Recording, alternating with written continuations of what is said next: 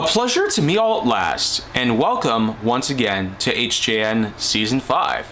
And so, what I'm going to do for this particular instance of HJN is talk a bit about another canid out there, the fox. So, 2786, let's go.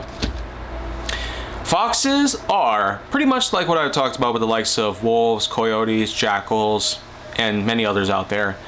Foxes are indubitably canid, although some people have actually compared them to being more feline-like, sometimes even describing them as a bit cat-like and dog-like at the same time. A lot of people could understand why a lot of these connections were put together. For the most part is that the feline connections that people make with foxes are the combination of them being skilled hunters, able to thrive in the dark successfully, and of course have a pretty sophisticated diet and sleep schedule. So, being that cats have similar behaviors and also adopt from new ones, much like the foxes themselves do, that can make a lot of sense as well. The dog part obviously comes from the fact that they're canid. So, if that's obviously enough for you. Well, I could also talk about the fact that they do have some nice long bushy tails, which, while not every dog out there is known to have a tail like that, they do sometimes show up. And I will say, the dog and the fox, they both know how to get along so well. You could say that because, for the most part, on the internet there's been tons of different videos that have focused on foxes, not only working together with dogs or with cats or with other animals at all, but I have mentioned before that even the pine marten and opossum have had a lot of share on the internet because of a certain group called the Save a Fox Foundation. And it's appropriate that I do at least mention it once. Months after all had passed since one of the main co-founders, Michaela, had unfortunately died.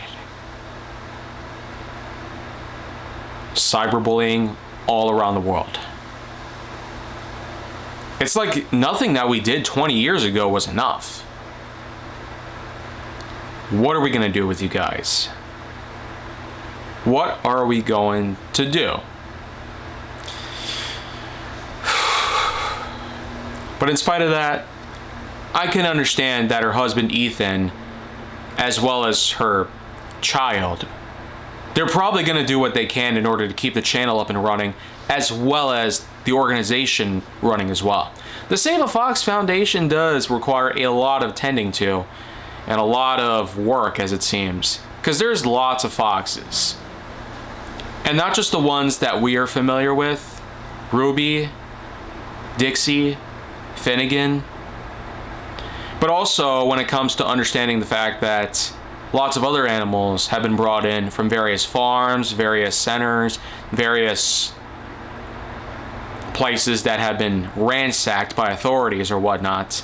Mostly for the fact that there's just a lot of horrible people out there that don't really know how to do a good job handling certain animals and all that. But here's the thing though.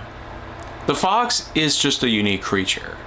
There's a good amount of them over at the Shalom Center even, which they do have a good amount of them to work with. A couple of Arctic ones and a couple of black ones, but for the most part, the more common orange fox out there, or red fox as some people would basically call it for the most part, are known to thrive at the Shalom Center. And I'm sure that the same can be said if we're talking about the Milwaukee Zoo or various other centers that house foxes and other such animals there. But let's be real though. We know that the fox is famous for a lot of reasons. Not just the internet, like Save a Fox, or even the infamous What Does the Fox Say music video by Yeelvis. Yeah. May that always live on the internet for generations to come. But we know that foxes have also thrived well in media outside of the internet just as well. Like movies, for instance. And TV shows, as another instance.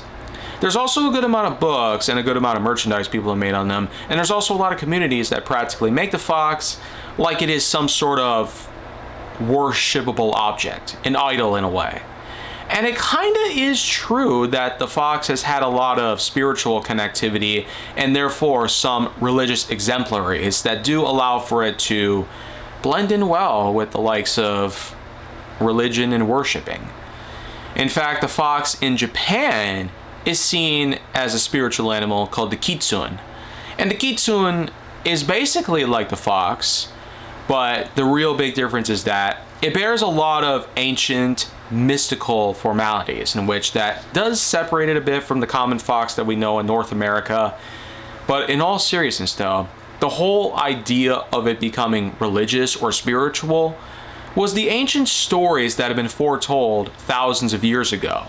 Mainly as a tale in a way that allows for people to understand just what the true spirituality foxes possess. And if that's not enough, well, we could talk about video games. Spirit of the North, for instance, which by the way, got a sequel not too long ago, here in 2025, does focus on the likes of Iceland itself. The beautiful, scenic, background details and all that. The mountains, the forests, the plains, a lot of amazing stuff that you can just see. It's really appealing to the eye in many ways. But the story itself centers on a fox as well as a spiritual companion, just simply known as the Spirit. Essentially, it guides the fox on his way back home. And while I will say I haven't really gotten the time in order to finish up the game itself, I eventually would revisit the game some time ago in the form of the PS5 Enhanced Edition, which came out a few years ago. But now that we got a sequel, I'm only wondering what could they possibly do with this. It's a unique game of action, exploration, puzzle solving, and whatnot, but I really find it to be appealing because of the fact that it's Iceland, a country that I've known so well over the years and fallen in love with for a lot of reasons. Or maybe we could talk a bit about another game where you play as a fox called Endling: Extinction is Forever.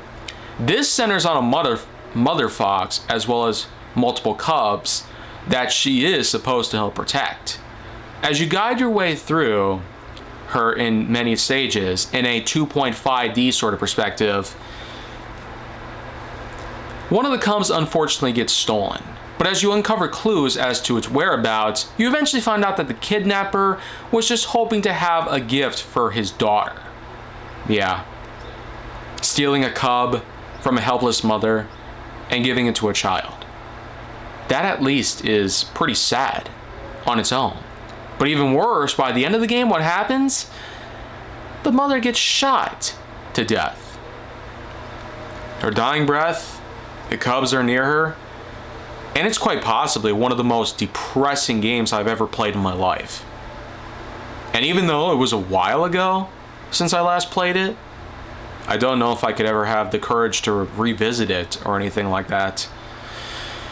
Because truth be told, it was horrifying.